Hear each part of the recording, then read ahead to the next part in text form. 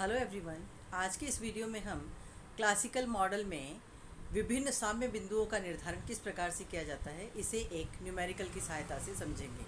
लीजिए, अब आपके सामने क्वेश्चन बता रही हूँ मैं। Production function y is equal to 8n minus 0.05n square, supply of labour is equal to L S बराबर 20 plus 5w upon p, m is equal to 0.5 py, money supply is equal to 100. Then find out first of all w upon p. That means आपको सबसे पहले वास्तविक मजदूरी का निर्धारण करना है। देन n मीन्स एम्प्लॉयमेंट का निर्धारण करना है। देन y यानी प्रोडक्शन आउटपुट का निर्धारण करना है। And then p n and capital w। p means general price level का निर्धारण करना है, n मीन्स एम्प्लॉयमेंट का, और कैपिटल W मीन्स आपको मौद्रिक मजदूरी की दरों का निर्धारण करना है। तो सबसे पहले हम फर्स्ट वेरिएबल से स्टार्ट करते हैं। The marginal productivity of labour is the demand for labour, so real wage rate is equal to MPN। You know W upon P is equal to MPN। इसका मतलब ये होता है कि वास्तविक मजदूरी जो है वह श्रम के सीमांत भौतिक उत्पादन के बराबर होती है, या हम कह सकते हैं कि मौद्रिक मजदूरी यानी capital W is equal to P into MPN, अर्थात सामान्य कीमत स्तर को जब वास्तविक मजदूरी या श्रम की सीमांत भौतिक उत्पादकता से गुणा कर दिया जाए तो हमें मौद्रिक मजदूरी की दरें प्राप्त हो जाती हैं। MPN is equal to DY/DN। श्रम का जो सीमांत भौतिक उत्पादन है वही श्रम का मांग वक्र कहलाता है, और first derivative of any total function is called marginal. Question में हमारे सामने आउटपुट फंक्शन दिया हुआ था, टोटल आउटपुट फंक्शन। तो हमें सबसे पहले उस टोटल आउटपुट फंक्शन का फर्स्ट डेरिवेटिव निकालना है, यानी उसका अवकलन करना है, और इसका अवकलित मूल्य आता है dy/dn is equal to 8 minus 0.10n। MPN is equal to capital W upon P, यानी MPN बराबर real wages which is 8 minus 0.10n is equal to W upon P। Then 10.10n is equal to 8 minus W upon P। Demand for labour is equal to, ये जो n के साथ दिया हुआ है 0.10, इसे हम इधर ले जाएंगे तो हमें फाइनली जो इक्वेशन प्राप्त होगा डिमांड फॉर लेबर वो होगा n is equal to 80 minus 10W upon P। Minus 10W upon P, ये माइनस का साइन ये बता रहा है कि there is negative relationship between demand for labour and real wages, अर्थात श्रम की मांग और वास्तविक मजदूरी की दर के मध्य विपरीत या ऋणात्मक संबंध पाया जाता है। श्रम का पूर्ति फलन जो कि क्वेश्चन में दिया हुआ है already 20 plus 5W upon P। अब हम इन दोनों को इक्विलिब्रियम में ला करके इक्विलिब्रियम रियल वेज का निर्धारण करते हैं, और वास्तविक मजदूरी का निर्धारण वहाँ होता है जहाँ पर श्रम की मांग और श्रम की पूर्ति दोनों एक दूसरे के बराबर हो जाती हैं। तो now DN is equal to SN, that means demand for labour is equal to supply of labour. Demand for labour है 80 माइनस 10W अपॉन P, और सप्लाई ऑफ लेबर है is equal to 20 plus 5W upon P। ये जो minus 10W upon P है इसे और 5W upon P, इन दोनों variables को हम एक तरफ और अंकगणितीय संख्याओं को हम एक तरफ ले जाते हैं। फाइनली इसका सॉल्यूशन हमें प्राप्त होगा 15W upon P is equal to 60। Now W upon P is equal to 60 upon 15 is equal to 4, अर्थात वास्तविक मजदूरी की दर का निर्धारण होता है 4। इसके पश्चात हम रोजगार की मात्रा का निर्धारण करेंगे। रोजगार की मात्रा का निर्धारण करने के लिए रियल वेज की जो मान हमने ज्ञात किया है उस मान को हम चाहें तो श्रम के मांग वक्र या चाहें तो श्रम के पूर्ति वक्र किसी में भी रख करके हम रोजगार की मात्रा को ज्ञात कर सकते हैं। यदि हम इसे DN फंक्शन में डालते हैं तो n is equal to 80 minus 10 और ब्रैकेट में 4, ये 4 है हमारी रियल वेजेज जिसे हमने श्रम की मांग और पूर्ति इन दोनों की सहायता से ज्ञात किया था। Now n is equal to 80 minus 40 which is 40। So रोजगार की मात्रा 40 निर्धारित होती है। यदि हम इसे श्रम के मांग वक्र की बजाय श्रम के पूर्ति वक्र के द्वारा तय करते हैं तो भी हमें रोजगार की मात्रा इतनी ही प्राप्त होगी। आप देखिए कि श्रम का पूर्ति वक्र है n is equal to 20 plus 5w upon P.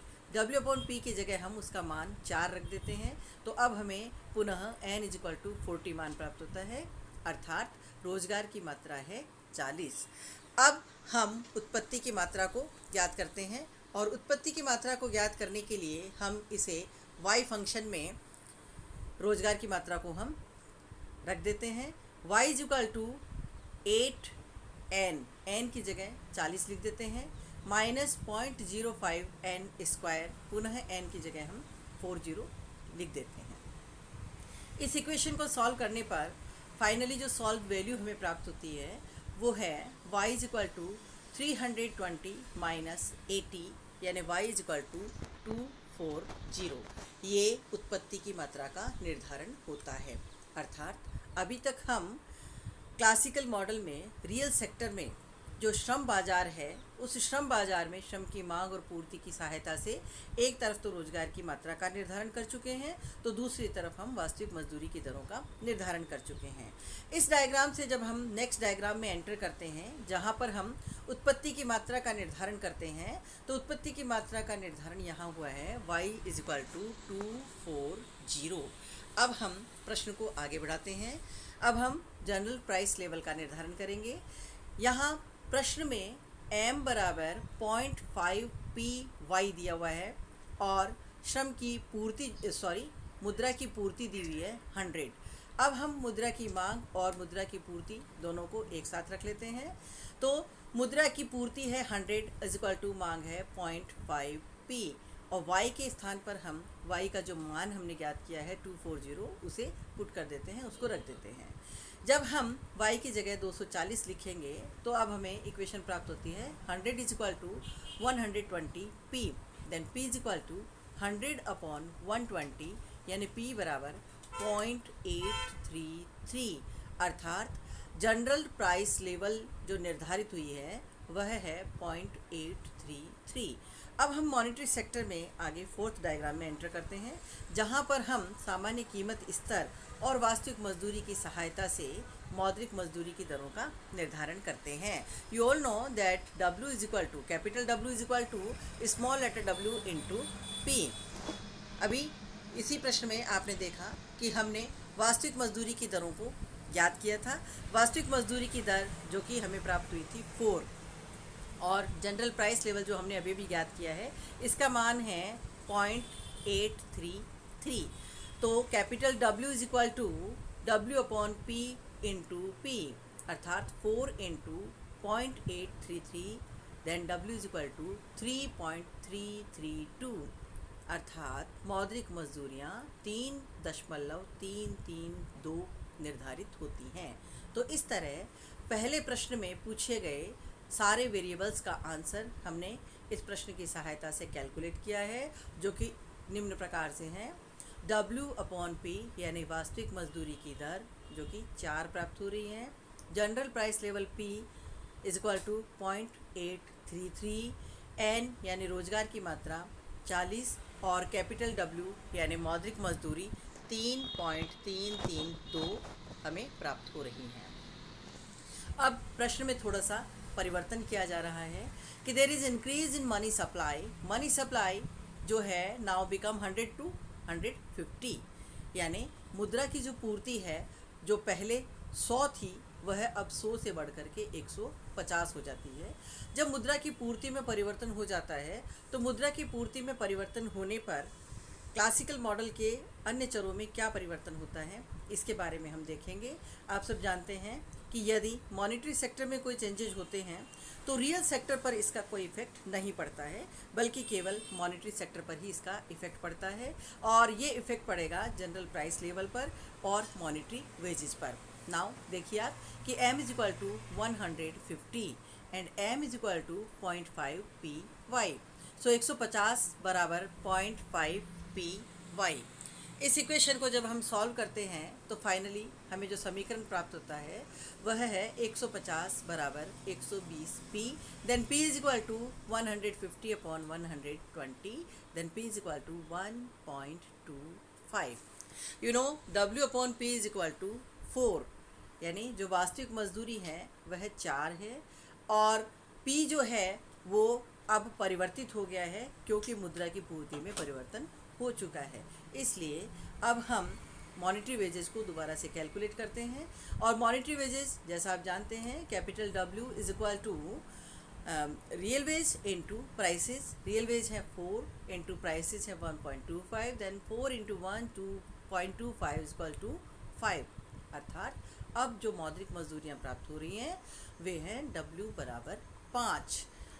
तो इस तरह आपने देखा कि if 50% increase in money supply, then 1.25 upon 0.833 into 100 is equal to 150%. That means 50% increase in price.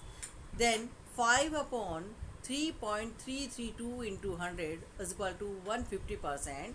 That means 50% increase in capital W, that means monetary wages. इससे ये clear हो जाता है कि जब मुद्रा की पूर्ति में 50% वृद्धि की जाती है तो तुरंत प्रभाव से सामान्य कीमत स्तर में भी 50% की वृद्धि हो जाती है और साथ ही साथ मौद्रिक मजदूरी की दरों में भी 50% की वृद्धि हो जाती है।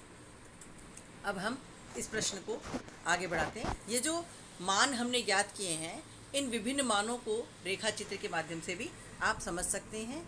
इस रेखा चित्र में जो पहला डायग्राम है D N is equal to S N, जिसमें एन और डब्ल्यू अपॉन पी दिखाया गया है।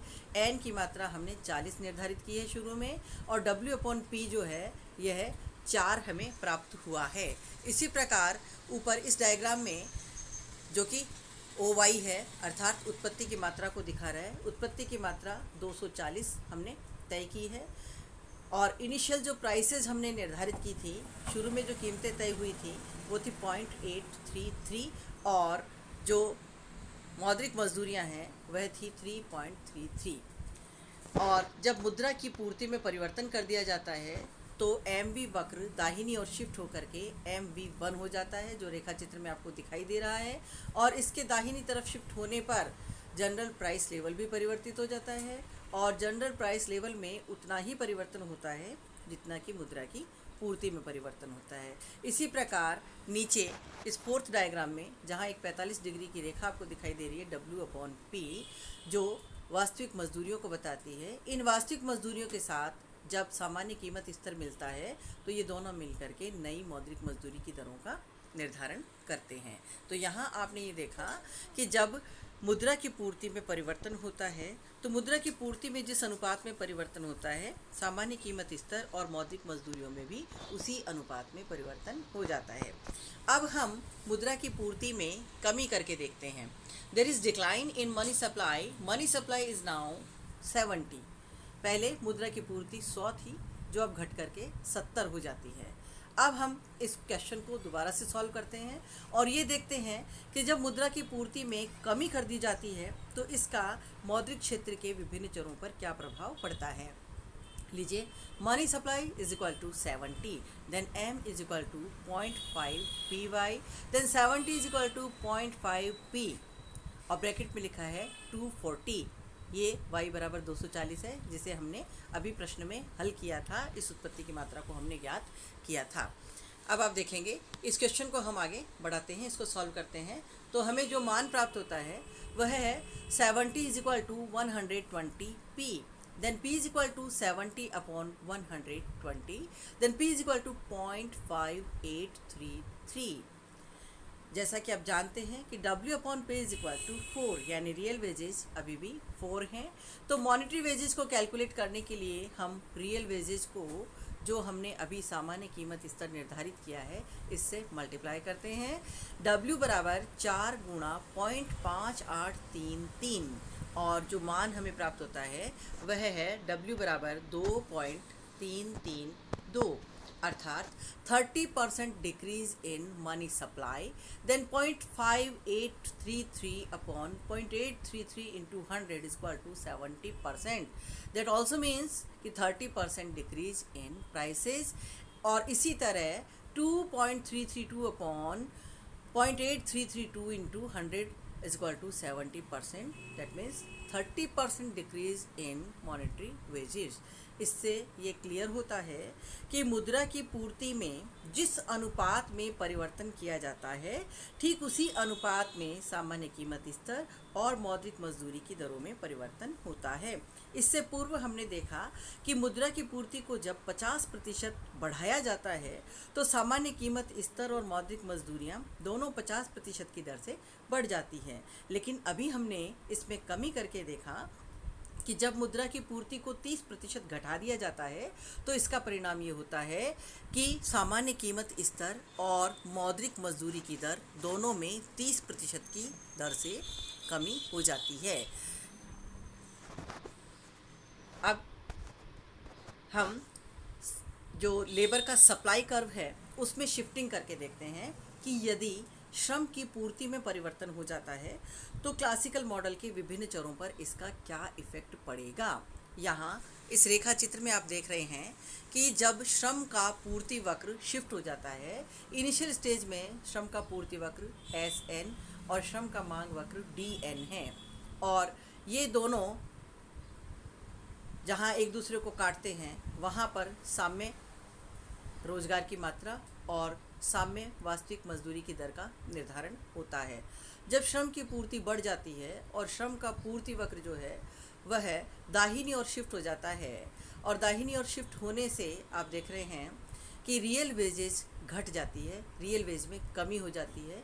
पहले वास्तविक मजदूरी W/P थी जो अब घटकर W/P 1 हो जाती है.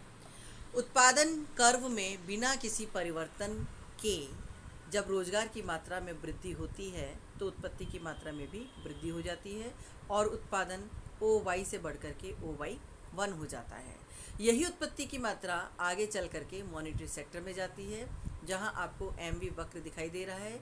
इस MV वक्र को Y जहां टच करता है वहां जनरल प्राइस लेवल P तय होता है, और उसके अकॉर्डिंग जो 45 डिग्री की W/P रेखा है फोर्थ डायग्राम में, जो कि रियल वेज लाइन है, इसके साथ ये प्राइस मिल करके मॉनेटरी वेजेस OW का निर्धारण करती हैं.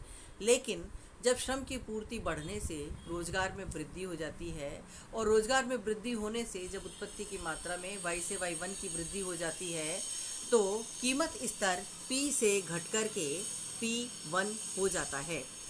कीमत तो इस तरह से आपने देखा कि जब जनरल प्राइस लेवल घट कर के P से P1 हो जाता है तो मॉनेटरी वेजेस भी घट कर के W से W1 हो जाती है. तो इस तरह हम ये कह सकते हैं कि जब लेबर की सप्लाई इंक्रीज होती है तो इसका जो इम्पैक्ट है क्लासिकल मॉडल पे, उसे हम इस प्रकार से समझ सकते हैं कि W/P डिक्रीज होती है, यानी रियल वेजेस डिक्रीज होती हैं, एम्प्लॉयमेंट इंक्रीज होता है, आउटपुट इंक्रीज होता है, जनरल प्राइस लेवल डिक्रीज होता है, और मॉनेटरी वेजेस भी डिक्रीज हो जाती हैं. तो इस तरह आपने देखा कि श्रम की पूर्ति में परिवर्तन का क्लासिकल मॉडल पर क्या इफ़ेक्ट पड़ता है. अब हम इसी चीज़ को न्यूमेरिकल की सहायता से देखते हैं कि श्रम के पूर्ति वक्र में यदि परिवर्तन हो जाता है और यह बदल करके अब L = 25 + 5W/P हो जाता है, तो N बराबर जो श्रम का मांग वक्र है वो है 80 - 10 W/P. L = N, यानी श्रम की मांग बराबर श्रम की पूर्ति. श्रम की पूर्ति है 25 + 5 W/P, और श्रम की मांग है 80 - 10 W/P. इस इक्वेशन को जब हम सॉल्व करते हैं तो लास्ट एंड फाइनली सॉल्यूशन हमें जो प्राप्त होता है वो है 5W/P + 10W/P = 80 - 25, 15W/P = 55, then W/P = 55/15, यानी W/P = 3.6. अर्थात अब जो वास्तविक मजदूरियां तय हो रही हैं वो हैं 3.6.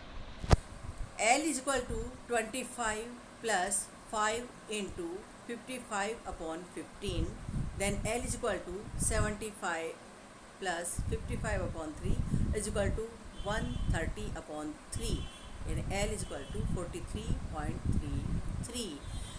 रोजगार की जो मात्रा है, जो पहले हमें 40 प्राप्त हो रही थी, वो अब बढ़कर के 43.33 हो जाती है।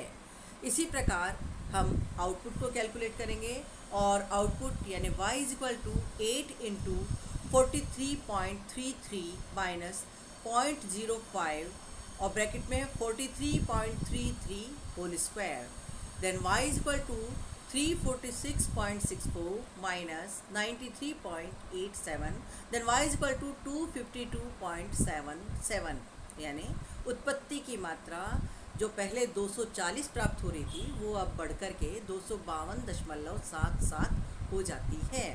अब हम प्राइस लेवल को कैलकुलेट करेंगे। m is equal to 0.5 py, m जो कि 100 दिया हुआ था और 100 बराबर 0.5 p।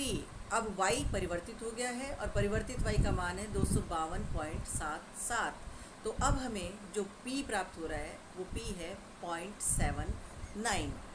रियल वेजेस जो कि W अपॉन P बराबर 3.67 है। अब जो हम मौद्रिक मजदूरियाँ ज्ञात करेंगे तो मौद्रिक मजदूरियाँ यानी capital W is equal to small letter w into P यानी 3.67 इंटू 0.79। तो इस तरह हमने देखा कि अब मौद्रिक मजदूरी की दर जो हमें प्राप्त हो रही है वो है W बराबर 2.89। अब हम देखेंगे कि इफ़ प्रोडक्शन फंक्शन शिफ्ट, यदि प्रोडक्शन फंक्शन में किसी प्रकार की शिफ्टिंग हो जाती है तो क्लासिकल मॉडल के विभिन्न वेरिएबल्स में क्या इफ़ेक्ट आता है, क्या इसका पूरे मॉडल पर प्रभाव पड़ता है।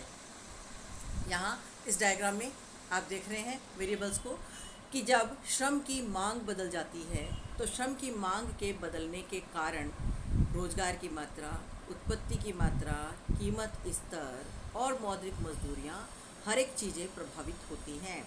यहाँ इस पर्टिकुलर डायग्राम में आपको दिखाई दे रहा है कि यदि श्रम की मांग बढ़ रही है तो ऐसा होने पर वास्तविक मजदूरी की दरों में वृद्धि हो रही है, रोजगार की मात्रा बढ़ रही है और आउटपुट का लेवल बढ़ रहा है और जनरल प्राइस लेवल डिक्रीज़ हो रहा है यानी घट रहा है।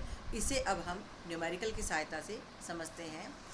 अब y is equal to 8.8 minus 0.10 n is equal to W upon P, ये उत्पादन फलन हमारे सामने दिया हुआ है।